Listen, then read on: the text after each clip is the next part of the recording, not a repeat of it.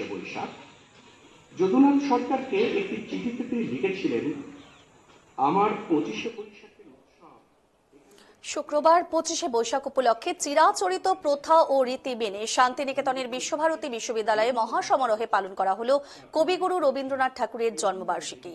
এদিন ভোরে গৌর প্রাঙ্গণে বৈতালিকের মধ্য দিয়ে কবিগুরুকে স্মরণের অনুষ্ঠানের সূচনা হয়েছে। পরবর্তীতে রবীন্দ্র ভবনে কবিকণ্ঠ ও তারপরে শান্তিনিকেতনের উপাসনা গৃহে বৈদিক মন্ত্রোচ্চারণ ও রবীন্দ্রসঙ্গীতের মধ্য দিয়ে কবিগুরুর প্রতি শ্রদ্ধা জানানো হয়েছে। পরে মাধবী বিতানে জন্মোৎসবের অনুষ্ঠান ও সন্ধে গৌর প্রাঙ্গণে রবীন্দ্র নৃত্যনাট্য তাসের দেশ পরিবেশনের মাধ্যমে কবিগুরু রবীন্দ্রনাথ ঠাকুরের জন্মবার্ষিকীতে তাকে শ্রদ্ধা জানাবে শান্তিনিকেতন। পাশাপাশি কবিগুরু রবীন্দ্রনাথ ঠাকুরের জন্মবার্ষিকীতে জোড়ার সাঁকো ঠাকুরবাড়িতে কবিগুরুর মূর্তিতে মাল্যদান করলেন সাংসদ মালা রায়।